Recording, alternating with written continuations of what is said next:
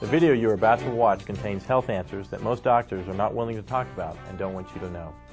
You or someone you love may be suffering with health problems such as digestion problems, weight gain, headaches, and even low energy. Today you will find the cause of most of these health problems that are robbing you and your loved ones of good health. In traditional medicine, and unfortunately in complementary health care, we look at the symptom and we say, all right, with that symptom, this diagnosis, what remedy do we give? Is it a drug?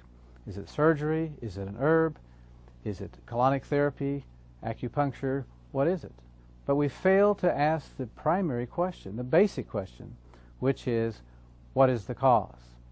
If you have a headache and you go to the doctor, he prescribes aspirin, you take the aspirin, your headache goes away.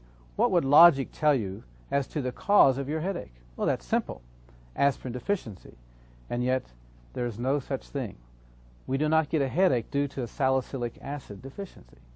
We haven't asked what the cause is. This is like hearing the fire alarm go off in your home and you run up and find the wires to the fire alarm and cut the wire and think, okay, I don't hear the fire alarm anymore, therefore there's no more fire. That's ridiculous. The problem with not looking at causes is that while we're getting relief, we continue to poison the body, we continue to weaken it, and ultimately we end up with some disease process. I believe the number one cause of health problems is auto-intoxication. Auto meaning self, intoxication meaning poisoning. We poison ourselves by our faulty lifestyle. Yes, most of the time out of ignorance. What is the most common cause of auto-intoxication? It's poor bowel function or poor colon health. Oh, come on, you say. That's ridiculous. Well, let me tell you something. There are medical studies that say otherwise. Here are some very interesting facts about our colon. This first one comes from Dr. Anthony Bagier, a professor of gastroenterology in New York, concluded after a 25-year study of over 5,000 cases that every physician should realize that the intestinal toxins are the most important primary and contributing causes of many disorders and health problems of the human body. That's profound. When I went to medical school, chiropractic school, even naturopathic school, I was not taught about the relationship between colon health and physical problems. That is sad. But after 20 plus years of clinical experience and also the hundreds of medical studies, we now know better. The health of the colon does make a difference. In this video, we're going to learn how poor colon health can lead to serious health problems. We're going to learn what auto-intoxication is, what causes it, and what we can do about it. Many of you are hurting, many of you are frustrated, you have health problems you're not finding answers for. Just listen up. We're going to give you hope. There is a solution. To understand auto-intoxication and its relationship to colon health and our health, we need to have a quick anatomy lesson. Let's look at the digestive system. Digestion begins in the mouth. As we chew our food, saliva mixes with the food. Saliva contains some enzymes that begin the process of digesting that food. We swallow the food, it goes down into the stomach where digestion continues. From there, the food goes into the small intestine where digestion finishes up, and then food is absorbed through the villi in the small intestine. After digestion, after absorption, the food is passed on into the large intestine and becomes fecal matter. It goes across the transverse to descending colon, the sigmoid colon, and out through the rectum. Here's a diagram of your small intestine. It is about 25 feet in length and approximately the width of your thumb. On the close-up here, we see what are called villi. These are finger-like projections through which nutrition is absorbed into the bloodstream to nourish the body. Now, eating toxic food, junk food, can cause a film to build up over these villi, which will hinder the absorption of nutrition into the body. And it really doesn't matter how many supplements you take, you're not going to get the benefit of your money. In this diagram, we're observing the normal movement of food through the small intestine, and then it becomes fecal matter in the large intestine, going out in a timely fashion, one meal in, one bowel movement out.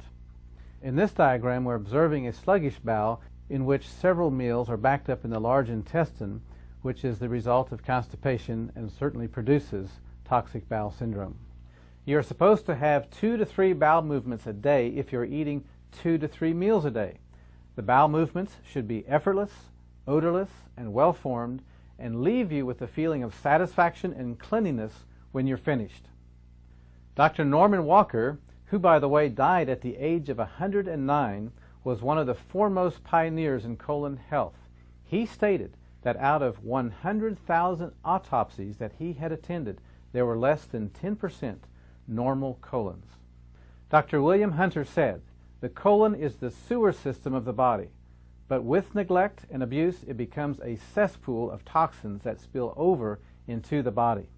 Let me tell you the true definition of regularity. If you eat a meal, you have a bowel movement. You eat 3 meals a day, you should have 3 bowel movements a day, just like a baby. You feed a baby, 20 minutes later, it has a bowel movement. So let me ask you a question. If you're eating 3 meals a day, but you're having just 1 bowel movement a day, or maybe 1 bowel movement every 10 days, as some patients tell me, sometimes once every 2 weeks, believe it or not. Question, what's happening to that food? What's it doing to our body? You're about to find out. Here's a diagram of the normal colon. Notice the ascending colon, transverse colon, descending colon, sigmoid, and rectum. Look at this example of how toxic a colon is. Look at the cross-section of the colon, only leaving a small passageway to eliminate. This waste builds up, causes poisons, which are then absorbed into the body. This is what happens to our colon when we ignore the body's urgings to have regular bowel movements. Let me ask you a question. What would happen if you were to put a hamburger in a Ziploc bag and left it in your kitchen counter? What would it smell like after a week? Or even worse, what would it smell like after several years? This is what's going to take place in our bodies if we are not eliminating properly. Here are some actual x-rays of people with colon problems. Notice the white areas, that's the colon. Notice how distorted, how prolapsed, convoluted these sick colons are. Serious health consequences are going to result as a result of these colons that are not healthy. In this diagram, we see what's known as a spastic colon. This is the result of stress. See how the colon is contracted in spasm. Obviously, this will hinder bowel function. This is a direct consequence of stress. This certainly sets the stage for serious health consequences as this fecal matter remains in the colon for years. One of the most serious consequences of not taking care of a colon is something called a colostomy. And this is where the surgeons remove the colon and the bowel matter passes out through a hole in the abdomen into a sac. Let's spend some time talking about a major health problem in this country, and that of weight problems. According to the Surgeon General, over 61% of the adult population is overweight. That's awful. That's tragic. There are several factors relating to toxic colon that can contribute directly to weight problem. Toxic accumulation in the bowel. As I've said before, the colon can expand up to 5 times its normal size. This swells up because of the toxic waste that's not being eliminated in a timely fashion. This leads to that condition, megacolon. This is the enlarged colon. Dr. Jack Lemire, a naturopath and a homeopath, said most people are walking around with at least 7 pounds of fecal matter in their large intestine, and I have seen patients lose that much weight and their tummy bulge following colon therapy. Nutritionist Lindsay Duncan agrees that a clean colon aids in digestion and the ability to metabolize food. I quote, "They think it's normal to have a bowel movement once every few days. I often startle my clients with the question, if we eat 3 meals daily but only eliminate once a day or once every other day, where do you think all the rest of that?" I want you to imagine not taking your garbage out. Every day you have new trash, it goes in the garbage can. That garbage can gets filled up. You have another one, you fill it up. Imagine not taking your garbage out for a week. How about 2 weeks? How about a year? What's going to happen? What's it going to smell like? What I'm describing is the result of rotting food in the intestine because it's either not being digested properly or there's not adequate bowel function, so the food just sits there and it rots. As a consequence, there is toxic chemicals formed. These toxic chemicals, unfortunately, will absorb into the body, and they begin to poison our system. Here's a diagram of what is known as a prolapsed colon. This is a consequence of fecal matter not being eliminated from the bowel on a timely basis, the weight of that fecal matter causing the bowel to drop or prolapse. When that colon hits the lower part of the abdomen, it's going to put undue pressure on the structures there, bladder, perhaps prostate in the male, and in the female, the uterus and the female organs, causing consequences in those areas. Here's a picture of the normal anatomy of the female abdomen.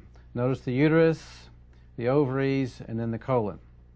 When the colon prolapses, it's going to put pressure on the uterus. Some of the consequences of prolapsed colon can cause female infections, cysts, and even struggles with reproduction. Here's a view of the male anatomy of the lower abdomen. Notice the proximity of the colon to the bladder and the prostate. Some of the consequences can be prostate problems, reproductive problems, even lowered sex drive. Did you know, according to the Mayo Clinic, over 60 million Americans experience heartburn on a regular basis? What's so amazing is that heartburn, indigestion, and even acid reflux are common symptoms of a toxic colon.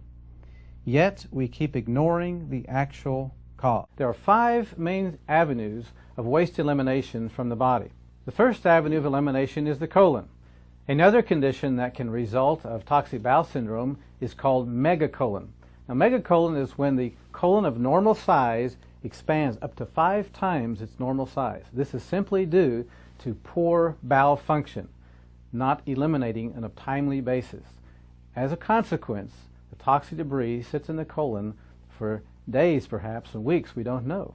You know this person who's got the big gut, skinny legs. You ever look at that and wonder what's going on there? Now you know. How about halitosis, bad breath? That's another consequence of toxic bowel syndrome. This is where the toxins absorb into the body and they are exhaled through our lungs. So that brings us to the next avenue of elimination, which is the liver.